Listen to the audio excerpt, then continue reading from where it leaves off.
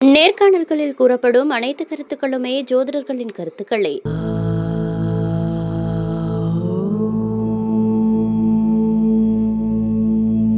உலகெங்கிலும் இருக்கும் ஆன்மீக உண்மைகள் நேயர்கள் அனைவருக்கும் வணக்கம். நான் உங்கள் ராம்ஜி.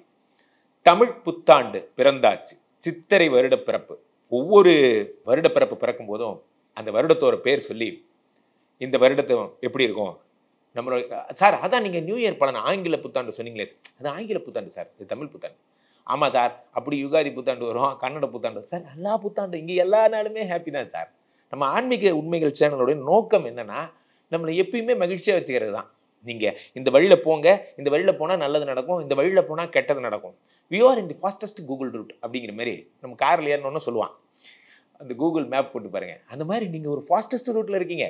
நாங்கள் ஒரு ஜிபிஎஸ் மாதிரி உங்களுக்கு. இங்கே போனீங்கன்னா குழி இருக்கு, இங்கே போனீங்கன்னா ஸ்பீடு பம்ப் இருக்குது, அப்படியே நேராக போனால் ரைட் எடுத்தீங்கன்னா அப்படியே வரிசை சொல்லிட்டே வருவோம். விசுவா வசு என்னது சார்? எனக்கும் கொஞ்சம் டஃப்பாக தான் இருந்துச்சு. நீங்கள் சொல்லுங்கள். விஸ்வா வசு இந்த வருஷத்தோட பேர். நான் அப்போ தான் தம்பிட்டு சொல்லிட்டு இருந்தேன், எந்த வருஷமாக இருந்தாலும் உழைச்சாதான் சோறு.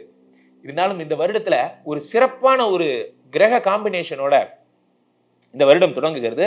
மற்ற வருடங்கள் இல்லாதபடி இத்தனை நாள் இந்த 5 கிரகங்கள்லாம் நீங்கள் பார்த்துருப்பீங்க. இந்த நம்ம அந்த சேனலில் தொடர்ந்து போட்டுட்டு இருந்தோம். 5 கிரகம் உங்களை என்னெல்லாம் பண்ண போகுது, பிரச்சனை ஒன்று பிடிச்சிருக்கு அப்படிங்கிற மாதிரி இந்த 5 கிரகம் மீனக ராசிக்காரங்களாம் ரிலீவ் ஆகுறீங்க.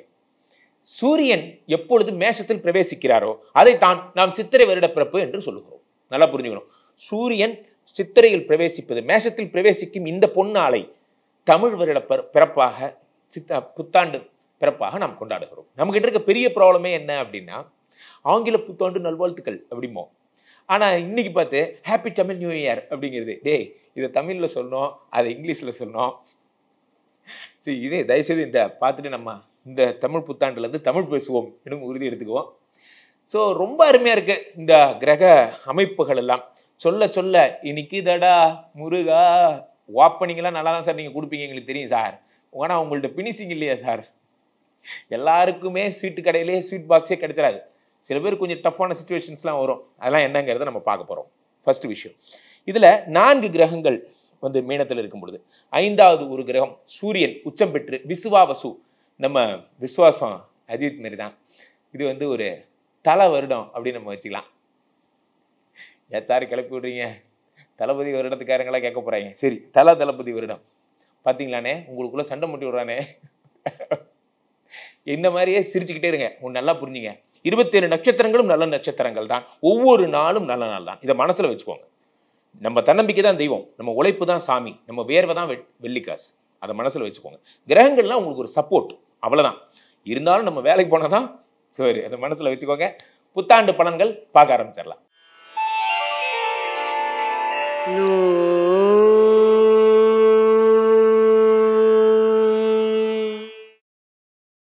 மேஷராசிக்காரர்களுக்கெல்லாம் இந்த விசுவாவசு தமிழ் புத்தாண்டு என்ன பலன்களை தரப்போகிறது?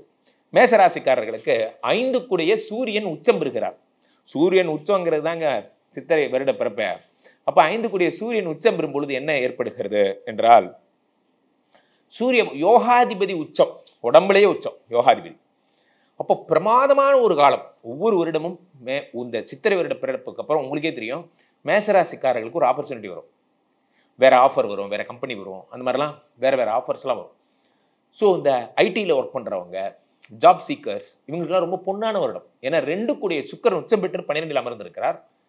செவ்வாய் ஒரு வழியாக இப்போ தான் கடகத்துக்கு வந்திருக்கார். சந்தோஷம், தேங்க்யூ மிஸ்டர் செவ்வாய்.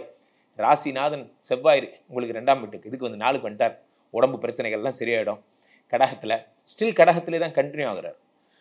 ஆனால் 2ஆம் இடத்தில் குரு பகவான், பொன்னார் மேனியனே புலித்தோலை அணிந்தவனே, பிரகஸ்பதி, தேவகுரு பிரகஸ்பதி, இவர் உங்களுக்கு ஆசீர்வதி, உங்களை பிளஸ் பண்ணி உங்களுடைய 2வது வீட்டிற்கு வந்திருக்கிறார். 2ஆம் வீடுங்கிறது என்ன? காசு, பணம், துட்டு, மணி. சார் நீங்கள் என்ன வேணால் நினச்சிங்க. உலகத்தில் பேக்கெட்டில் ஒரு 10 ரூபா இருக்குது, தொலைஞ்சி போச்சுன்னா ரொம்ப வருத்தமாக இருக்கும். 10 ரூபா இருக்குது, அதில் ஒரு 10 ரூபா தொலைஞ்சிருச்சுன்னா வாடா சம்பாதிக்கலாம்டா அப்படின்னு தோணும். இந்த பணம் மட்டும்தான் தைரியத்தை தருது. இதை நீங்கள் எப்படி வேணால் சொல்லலாம். இல்லை ஞானிகள் நம்ம ஞானம் வந்துருச்சு, திருப்தி வந்துருச்சு, என்ன வேணால் சொல்லிக்கிங்க. ஆனால் ஒன்று நல்லா புரிஞ்சுங்க, உங்கள் தொழில் நல்லா போய் நல்லா சம்பாதிச்சிங்கன்னா நீங்கள் ஹாப்பியாக இருப்பீங்க, தெம்பாக இருப்பீங்க. பார்த்துக்கலாம்டா, 2 தானே, மத்தியானமாக வர சொல்லுவாங்க, நான் தர சொல்கிறேன். இஎம்ஐயா நாளைக்கு வர சொல்லுவீங்க. ஏன்னா தொழில் கையில் இருக்குது. தொழில் கையில் இருக்கிறவனுக்கு தான் அந்த தைரியம் வரும். கடங்காரங்களே வாசலில் வந்து நின்னா கூட நம்ம என்ன சொல்லுவாங்க, பாரு கடை இப்போ தான் திறந்துருக்கேன், 6 மணிக்கு போயிட்டு வா, நான் எல்லாத்தையும் கலெக்ஷன் பண்ணி வைக்கிறேன். இந்த தைரியம் யாருக்கு வரும்? இந்த தைரியம் தொழிலில் நல்லா இருக்கிறவனுக்கு மட்டும்தான் வரும். இன்னைக்கு சாயந்தரம் 6 மணிக்குள்ளே ஒரு ரொட்டேஷன் பண்ணிடலாம் அப்படிங்கிற தைரியம் உங்களுக்கு வரும். இந்த தமிழ் புத்தாண்டிலிருந்து இந்த 2ஆம் வீட்டில் இருக்கக்கூடிய குரு, பணம் கொடுக்கக்கூடிய கடவுள் வந்திருக்கிறார். 2 கூடிய சுக்கிரன் என்னடான்னா உச்சம் பெற்று 4 கிரகங்களோட சுக்கிரன், ராகு, புதன், சனி எல்லாருமே சேர்ந்து உட்காந்துருக்காங்க. சார் எல்லா டிவிலையும் 7 சனின்னு சொல்கிறாங்க சார்.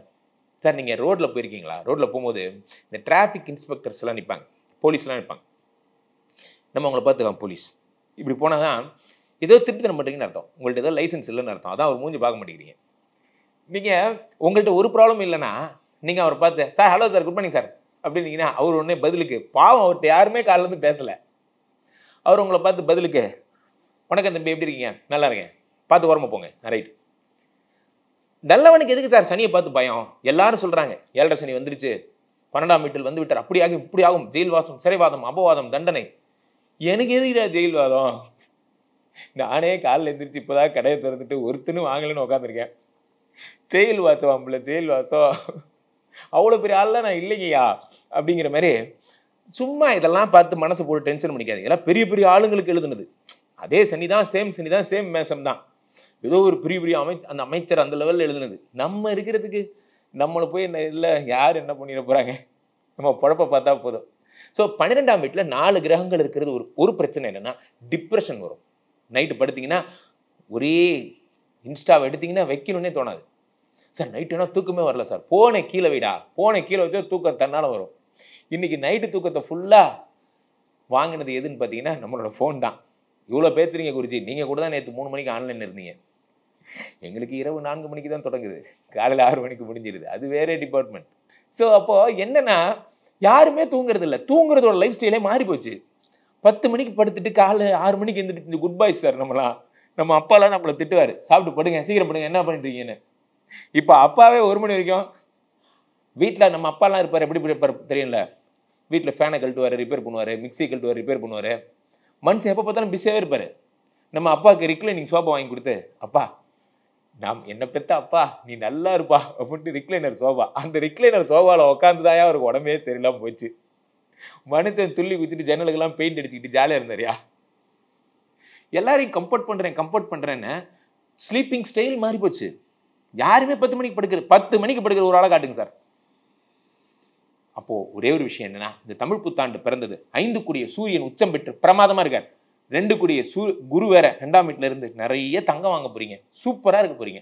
12ஆம் வீட்டுல சுக்கிரன் உச்சம், வர வேண்டிய கடன் எல்லாம் வந்து சேரப்போகுது. ஒரு வழியா செவ்வாய் பகவானும் 4ஆம் வீட்டுக்கு வந்துட்டார். இனி உங்கள் காட்டில் மழை, சந்தோஷமா இருங்க, சிரிச்சுக்கிட்டே இருங்க. அப்படி சொல்லக்கூடாது, புதுசாக சொன்ன மாதிரி சொல்லணும். சிரிங்க சிரிச்சுக்கிட்டே இருங்க. கீழே போயிட்டு இருக்கேன் இந்த 2 சார் எதையுமே சொல்கிறேன், நம்ம பலனை ஒரு தடவை பார்த்தவங்க திரும்ப வேறு எந்த பலனும் பார்க்க மாட்டீங்க. பிகாஸ் ஒன்று புரிஞ்சுக்கோங்க, அனஸ்தீசியா கொடுத்து தான் ஆப்ரேஷனே பண்ணுறான் வலிக்கக்கூடாதுன்னு. அந்த டாக்டர் கூட நமக்கு வலிக்கக்கூடாதுன்னு எவ்வளோ கௌரவமாக மயக்க மருந்து கொடுத்து பண்ணுறாங்க. கெட்ட பலன்களை ரன்னிங்கில் அப்படியே சொல்லிடுறது, உனக்கு வேலைலாம் போயிடும், அவள் தான் நீ உனக்கு இப்படி சொல்லிடுறோம். காலங்காத்தால் இதை கேட்க தான் நான் ஃபோனை பார்த்தேனாடா அப்படின்னு ஆகக்கூடாது. பாசிட்டிவாக இருக்கணும். இந்த புத்தாண்டு முதல் ஜெயிக்க போறீங்க. அடுத்த புத்தாண்டுக்குள்ள 2 காரு 3 வீடு வாங்கி சந்தோஷமா இருக்க போறீங்க. ஆன்மீக உண்மைகள் தொடர்ந்து பாருங்க. கீழே போயிட்டு 2 நம்பரை கூப்பிடுங்க.